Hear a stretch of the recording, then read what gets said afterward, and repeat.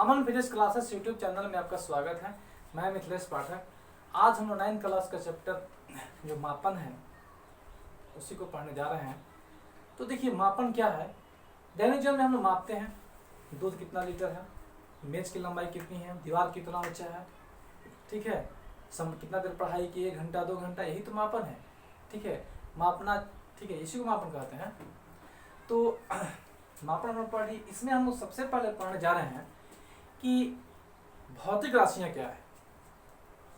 तो वे राशियां जिसे प्रत्यक्ष या अप्रत्यक्ष रूप से मापा जा सके, वे राशियां जिसे प्रत्यक्ष या अप्रत्यक्ष रूप से मापा जा सके, जैसे लंबाई, द्रव्यमान, समय, विद्युत धारा, इसको हम लोग माप सकते हैं, इसलिए इसे हम कहेंगे भौतिक राशियां। या हम इसको ऐसे परिभाषित कर सकते हैं कि भौतिकी के नियमों को जिनके पदों में व्यक्त किया जाता है उसे हम भौतिक राशियां कहते हैं।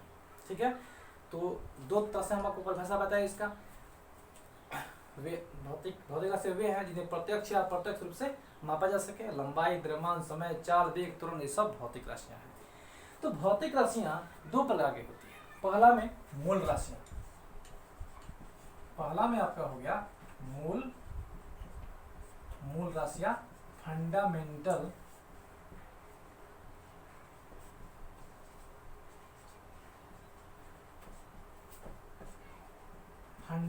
क्वांटिटीज, मूल राशियां।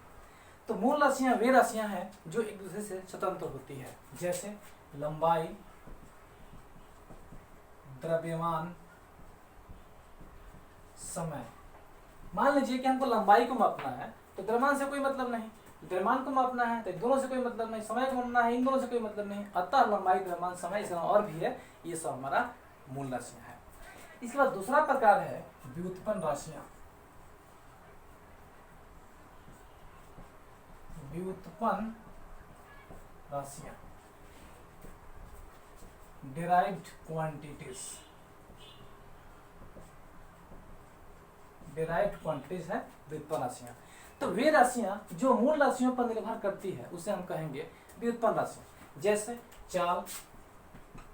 चाल, वेग, त्वरण इत्यादि। तो चाल कैसी व्युत्पन्न राशि है, देखिए समझते हैं। चाल बराबर होता है दूरी बटा समय। अब चाल मापने के लिए हमें दूरी भी चाहिए और समय भी, मतलब चाल दोनों पर निर्भर किया ना मूल राशि पर, इसलिए चाल व्युत्पन्न राशियां हुए। ठीक है, अब देखिए तो हम लोग भौतिक राशि का दो प्रकार पढ़ लिए, एक मूल राशियां और एक व्युत्पन्न राशियां। इसके अलावा और दो प्रकार को हम बता रहे हैं। ठीक है, अदिश राशियां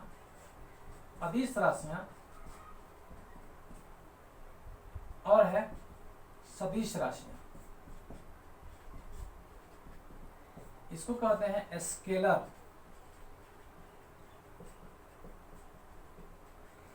क्वांटिटीज, इसको कहते हैं वेक्टर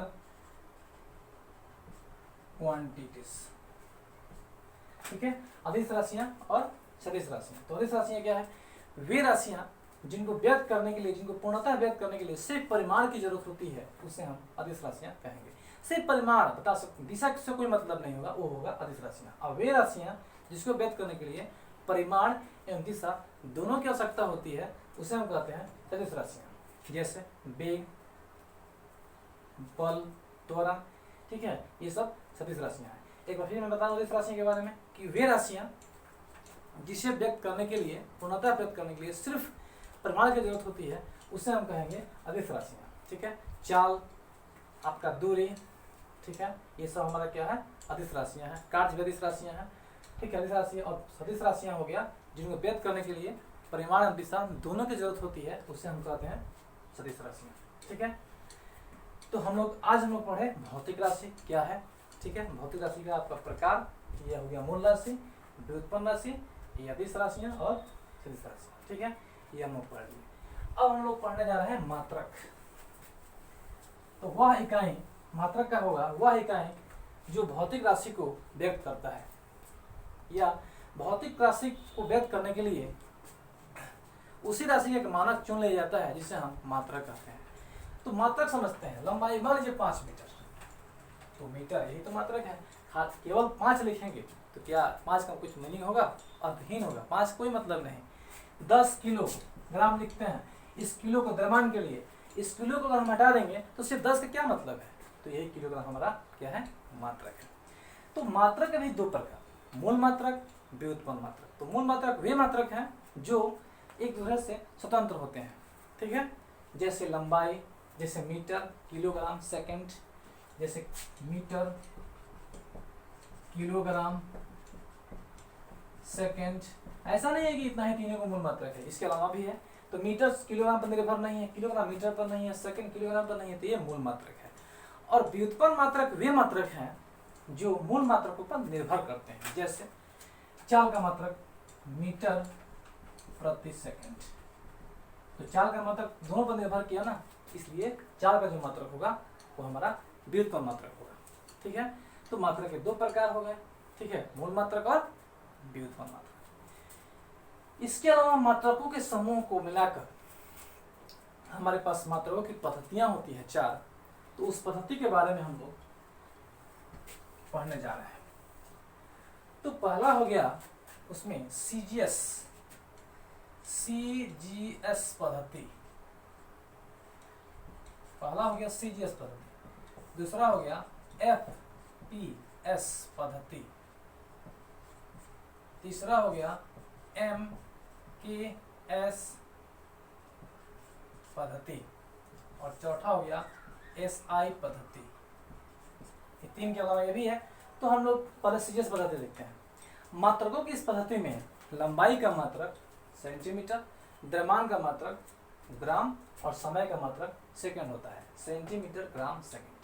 लंबाई का मात्रक सेंटीमीटर, द्रव्यमान का मात्रक ग्राम और समय का मात्रक सेकंड होता है। इससे पद्धति यह है एफपीएस पद्धति। इस पद्धति में लंबाई का मात्रक फुट, द्रव्यमान का मात्रक पाउंड और समय का मात्रक सेकंड होता है, इसलिए कहते हैं एफपीएस पद्धति। तीसरा में है एमकेएस पद्धति। इस पद्धति में लंबाई का मात्रक मीटर, द्रव्यमान का मात्रक किलोग्राम और समय का मात्रक सेकंड होता है। अब एसआई पद्धति 1960 में मापतोल की अंतर्राष्ट्रीय समिति ने एक नई पद्धति विकसित की, उसे हम एसआई पद्धति कहते हैं, सिस्टम ऑफ इंटरनेशनल, ठीक है, ठीक है। तो इस एसआई पद्धति में 7 मूल मात्रक होते हैं, मूल राशि का 7 मूल मात्रक होते हैं। तो ये लिख रहे हैं कौन कौन सा होता है, तो यहाँ लिख देंगे हम भौतिक राशियां, और यहाँ लिख रहे हैं हम मात्रक। तो ले लीजिए पहला लंबाई, इसका होता है मीटर। द्रव्यमान, ये हो गया हमारा किलोग्राम, ठीक है। समय, ये हो गया सेकंड। ताप, ये हो गया केल्विन, ठीक है, ये हो गया केल्विन। इसके बाद विद्युत धारा, एम्पियर। इसके बाद है ज्योति तीव्रता, कैंडेला। इसके बाद पदार्थ की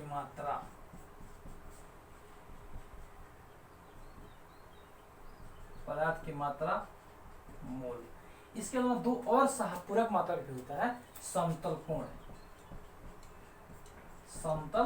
कोण, रेडियन, घन कोण, चाहे ठोस कोण भी लिख सकते हैं, ठोस कोण, रेडियन।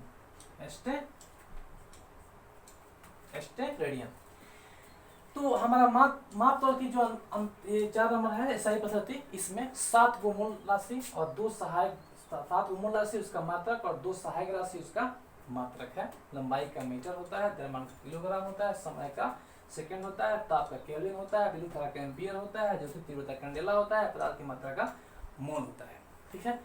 आज हम लोग जो पढ़े इसको संक्षिप्त में एक बार मैं रिपीट करता हूँ। आज की क्लास के लिए सिर्फ इतना है, लेकिन इसको रिपीट करने के बाद तो देखिए हम लोग क्या क्या पढ़े थे। आज हम लोग पढ़े थे भौतिक राशि, ठीक है, जिसको प्रत्यक्ष या अप्रत्यक्ष मापा जा सकता है, वो भौतिक राशि कहलाता है। लंबाई को माप सकते हैं, द्रव्यमान को माप सकते हैं, समय को माप सकते हैं, ठीक है, विद्युत धारा को माप सकते हैं। फिर भौतिक राशि कहलाएगा। भौतिक राशि के 2 प्रकार, मूल राशि जो इनसे स्वतंत्र होता है, व्युत्पन्न राशि जो मूल राशि पर निर्भर करता है। इसके अलावा अदिश राशि और सदिश राशि को भी हम बताए हैं आपको। अदिश राशि वो होता है जिसको व्यक्त करने के लिए सिर्फ परिमाण की जरूरत होती है, दिशा की जरूरत नहीं होती, वो कहलाता है अदिश राशि। सदिश राशि में वे राशि जिसको व्यक्त करने के लिए परिमाण एवं दिशा दोनों की जरूरत होती है, उसे हम कहते हैं सदिश राशि या सदिश राशियां। ठीक है, अब हम पढ़े थे मात्रक। ठीक है, तो जो भौतिक राशि को व्यक्त करता है वह इकाई उसे हम मात्रक कहते हैं। ठीक है, या भौतिक राशि को व्यक्त करने के लिए जिस मानक की जरूरत होती है उसे हम कहते हैं मात्रक। लंबाई का मात्रक मीटर, द्रव्यमान का किलोग्राम, समय का सेकंड। ठीक है, यही हमारा मात्रक कहलाता है।